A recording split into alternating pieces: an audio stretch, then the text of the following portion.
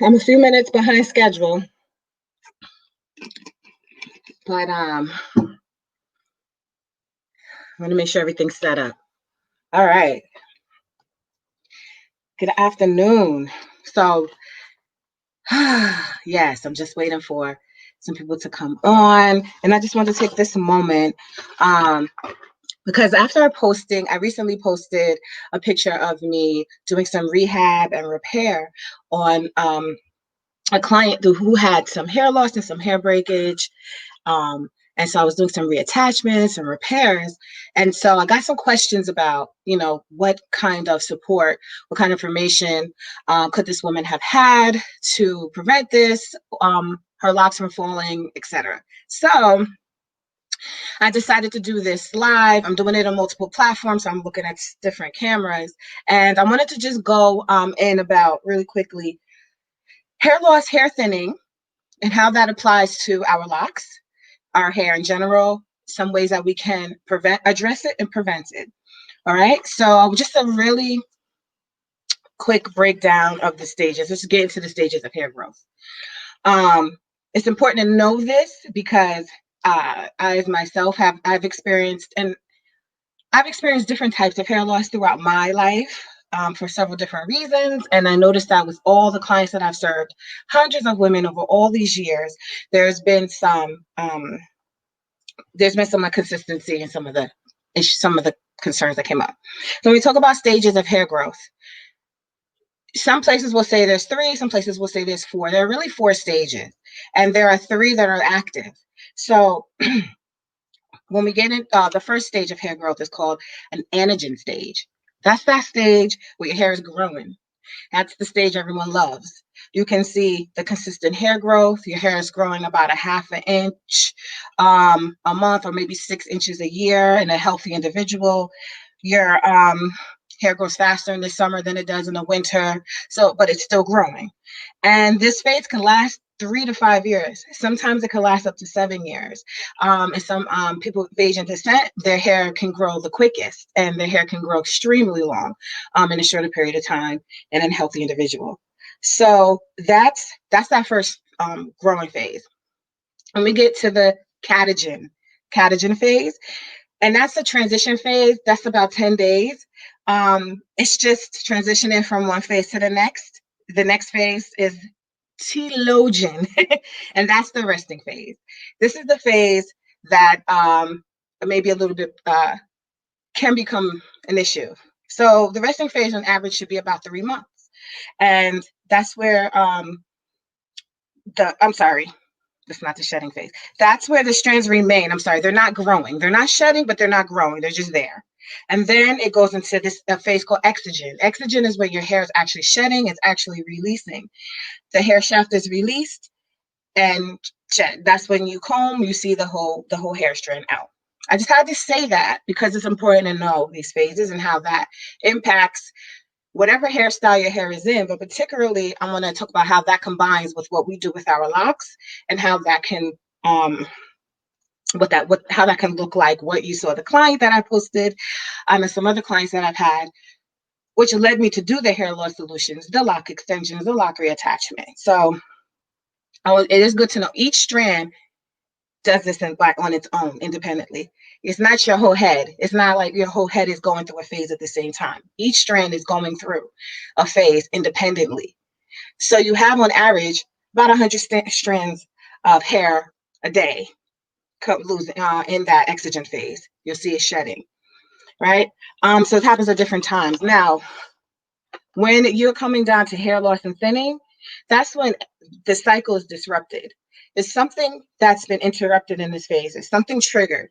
It could be something like hormonal, metabolic, an illness, nutrition, different factors. So, for instance, if people are people who've had surgery, people who've had severe dieting, extreme dieting, where your body you're just kind of disrupting nutritional intake. Childbirth, I've experienced, and several women I've known experience. And so that growth phase is cut short. That growth phase that can last those years. It's cut short, and then you're entering into the resting phase. So much hair goes in that phase at the same time, and then ultimately in 3 months you'll see a lot more hair releasing itself.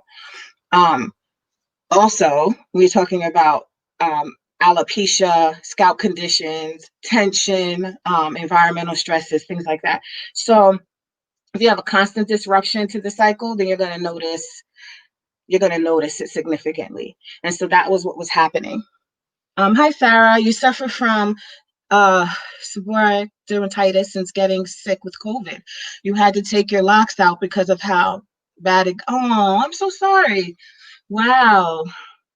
So yeah, that's an example of the extreme hair loss. And I'm assuming that you went to a doctor because you have a diagnosis of an actual term.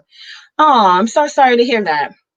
Um, and some things like that, you just your body you can't you it's going through uh, a medical issue, so it's not nothing topical or is gonna stop it. It kind of just has to. It's going through. That's a part of the process, but. I do want to say, so there's a term, I make sure I pronounce it right, so I wrote the phonetic. Telogen F effluvium. You might have heard of it if you go to a dermatologist. Telogen Lord, effluvium.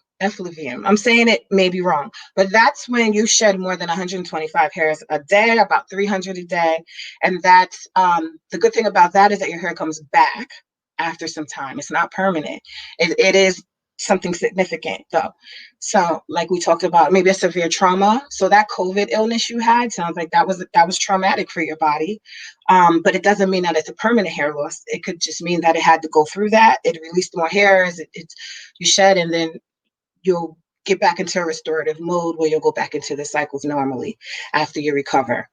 Um, Scalp issues, stressful life events. Stressful life events. I like to say the body is this well balanced system of multiple systems, and each system impacts the other. So things that are released during stress. I always talk a lot about cortisol and adrenaline and body fat cortisol because going through stress and my own body changes. But persistent stress or significant stress, it shows in the hair, and I can tell. I see differences with clients who are going through divorces or major job changes or some type of life event, family death or loss or major illness. I can see that happening. And hormonal treatments, some women go on, or some women are going through naturally hormonal changes. I see that. And so they would have that term, telogen effluvium, to describe that phase, but it's not a permanent thing. It can last up to 3 to 6 months. It's approximately 100 days long. So if you've had your COVID diagnosis and you notice that this happened for like 3 to 6 months, it can, it, if I'm not, I'm so I have to disclaimer that I'm not a medical professional. I'm giving some advice that is public knowledge. I don't have a degree in I have a degree in mental health and some impacts how that may help impact us, but not in. I'm not a medical professional. So if that were this diagnosis, it will go back again, and a lot of the symptoms you'll get is like itchy scalp. I do want to say itchy scalp also is very common um, because of the inflammation that's happening under the scalp. I'm going to get into that a little bit. Stress is also your enemy. You have ongoing stress, which lowers your immune system, and then compromising immune systems lower our nutritional. It's all hand in hand. I'm so sorry. I really think though it's being optimistic about your situation though. It sounds like each of these things that you can recover from and actually fully recover from with just a little bit of changes here and there. So I'm so sorry that you have to go through that. I can see how devastating it is for women who haven't had that problem, and all of a sudden you're noticing all these changes. And when it comes to our hair, it's pretty impactful. Um, so those okay, so I just want to make sure that I covered what I wanted to cover with the stages. Um, So if people are noticing, the hair is not getting to a certain length, there could be some minor, this can be minor, it doesn't have to be significant where your hair is falling out. But if there's constant disruption in the hair cycle, constantly, and your hair is not allowed to grow as it needs to, as it intends to, then you'll notice it's not reaching the desired length that you like. We're having some issue with that. Now there's some people whose hair just grows different rates. There's some expectations that we should make realistic, and then there are some that would trigger. Okay, this is not even at the full capacity of what you could do naturally. Um, so when we come to our locks and our small locks, and as I talked about in previous lives, each strand is critical to our lock. Our base being strong with sufficient hair in our locks. Um, you're welcome, Sarah, is important long term. So I always say having a good foundation, taking some things in consideration like natural shedding that would happen that looks different when your hair is locked together with other hairs. So it's not like your hair is loose and it sheds out and it blends in.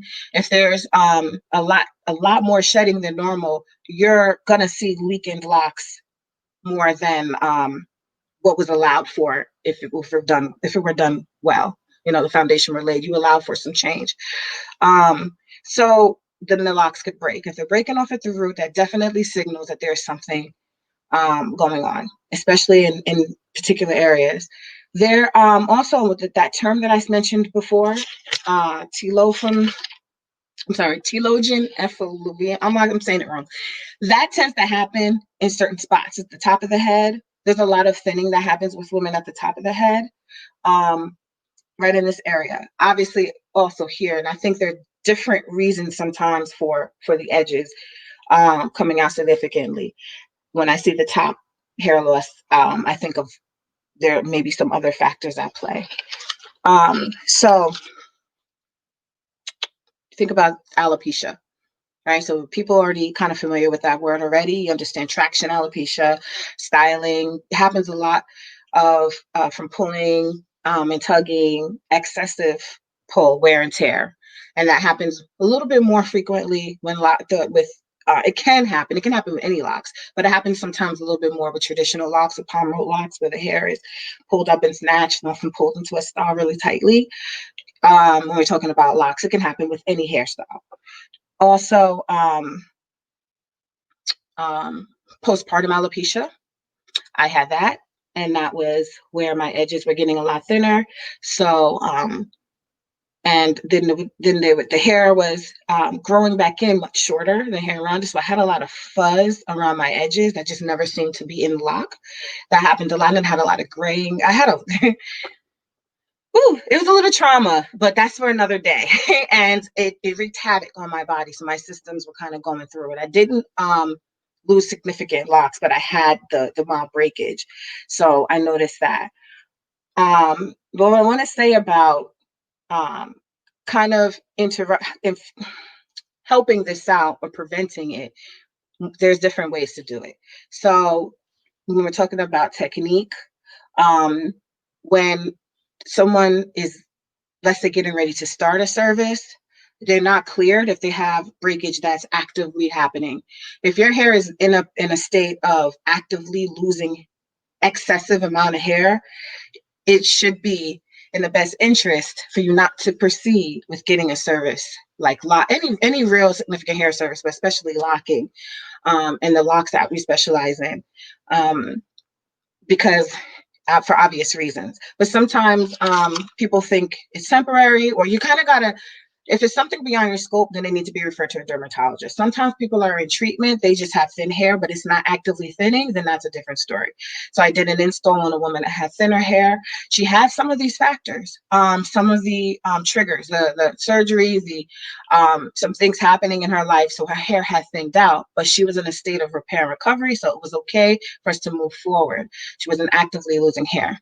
That's what happened to you. Once you had your daughter, your density and texture never returned to the same as before. Your density was about 30% less. Right. What should happen after that, when if you are really supporting your nutrition and your lifestyle is that your hair should grow back normally after that. Sometimes I always say there's certain things that happen to our bodies that just kind of are like it's there. Like if there's a lot of gray, my hair just went gray really fast, and certain things never were exactly the same, but I was able to restore a lot of the vibrancy and the health that I had before, but it wasn't ever really 100%. Yeah, there. I'm bouncing around a little bit, but I want to get to nutrition.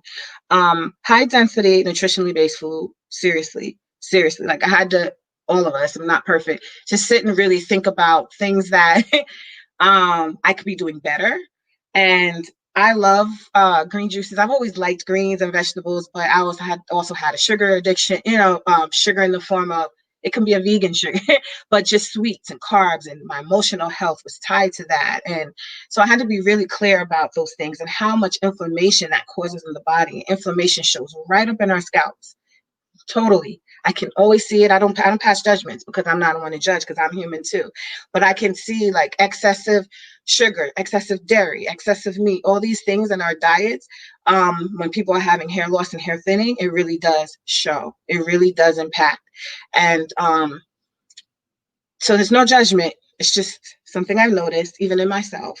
If it's a problem, some people don't have an issue, and that's not an issue for them. But if it is an issue, and then we're just kind of thinking about, are we incorporating more greens? I'm a fan of all these moringa, spirulina, chlorella. I love those high density, nutrient packed sea moss kind of foods because it really does help.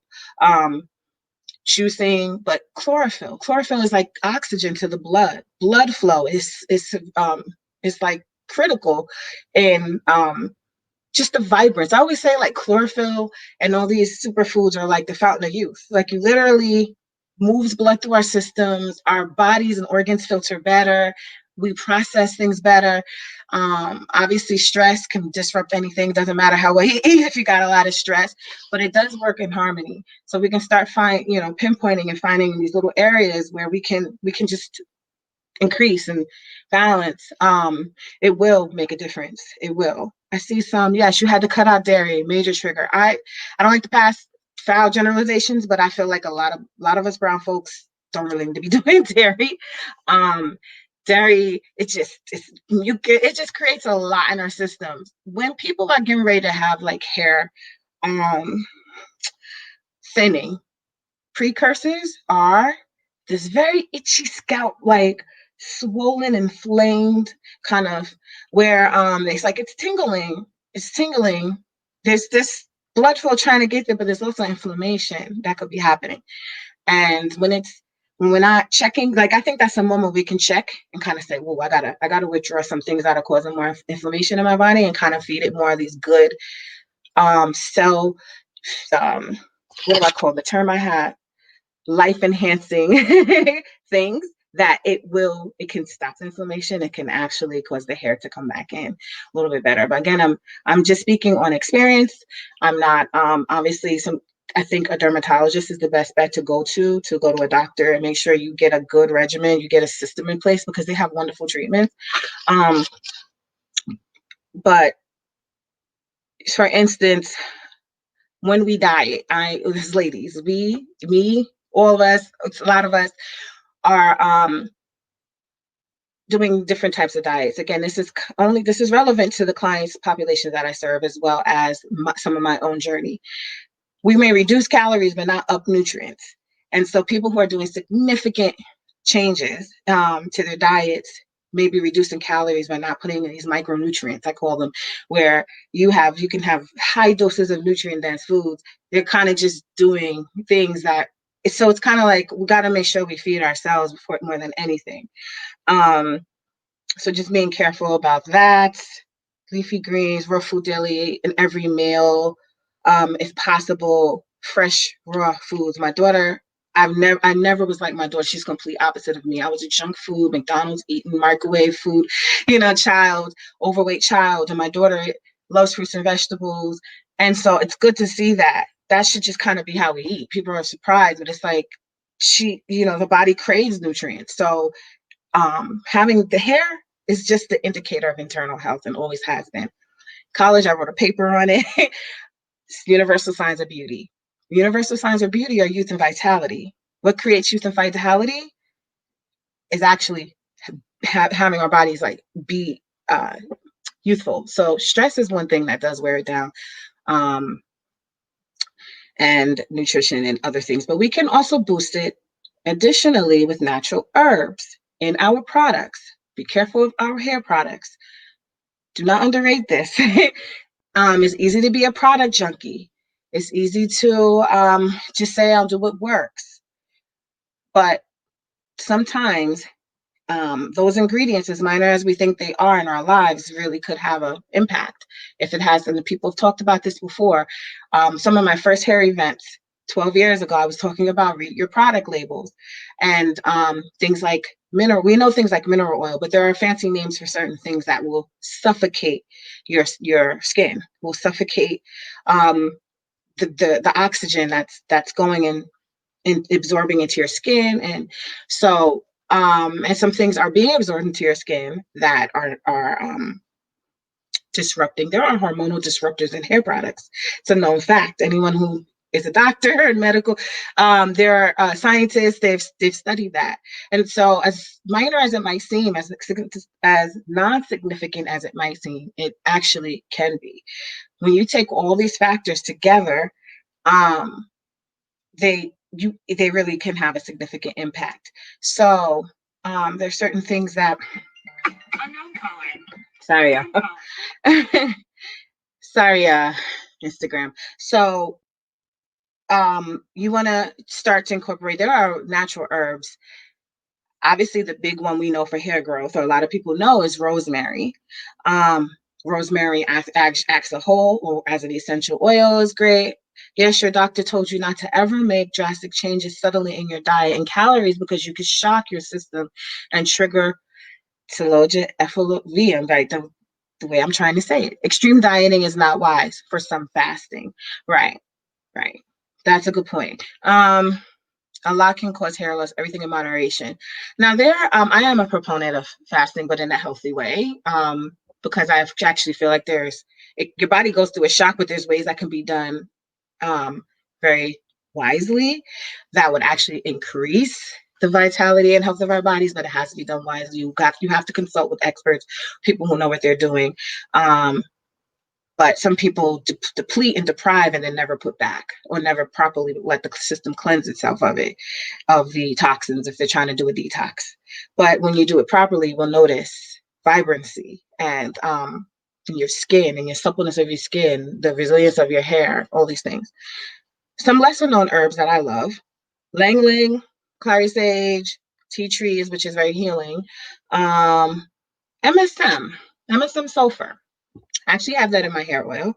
MSM sulfur is something that people could take internally for joints, but has been found to be something that actually shortens the resting phase and increases the growing phase. So that anagen phase. And so you'll see more hair growth. It's safe. Most people are fine with it, but you definitely want to check to make sure that you don't have a reaction. Your system is okay with it. That's the key to put it back in. Mm-hmm. Also, when we're talking about technique with our locks, we have to think about review the technique and the tools. Are they the problem? Is it snagging hair? Just review it, and because some people may not have all this complicated things going on. They may have something happening in the actual maintenance of their hair that is causing it to break. And then you want to be able to spot differences over time. As a person maybe who has a hair, or as a professional, do you notice that over time this person's hair is thinning? There's some ways that you just gotta take an assessment every time if there's a concern about hair loss or thinning. And if you're noticing, oh yeah, I'm combining a lot of locks, it may not be falling off, they just may be thinning out where they're not able to sustain. And that's when a lot of professionals combine them together. Well, that's an indicator that the hair is thinning. You want to have a discussion about what kind of support that person is getting or what's happening. Because if it's temporary, um, it may be temporary, it may be permanent, it may be something that requires more professional input. So you always want to do that. Check my time. Yep, I definitely wanted to just get on here quickly and talk about that. Thanks for sharing, Sarah's. And I can't see any comments on the system I'm using, but I want to just put that input in there just to think about those things and always know. I just wanted to leave off with, like I said, hair is always is an indicator of what's happening internally. A lot of things are like what's happening internally. So we want to start there, and internally could also mean mentally. And as a mental health expert, I always want to stress that there's a lot of just, it's much more critical that we look at how not just stress, but just how we handle trauma, how we handle what's happening right now. Even it's very stressful, and making sure that we support ourselves and putting ourselves in spaces and environments that's conducive to our mental well-being is really going to be important. You can undo whatever you try to do nutritionally and health-wise. You can undo it all in a snap up here with the level of stress that we have. Our bodies are designed to respond, and being in persistent and constant states of stress kind of override the good that we try to do in other spaces. So it's just really important for us to think about that, um, loving yourself, and try to just find peace within at some point every day. Right. Thank you guys. If you have any questions, I jumped around a lot. Or input, you might be an expert. Feel free to share, ask it, etc. You're welcome, Cyrus. Thank you for sharing. I appreciate you sharing on Instagram. Okay, guys. Bye.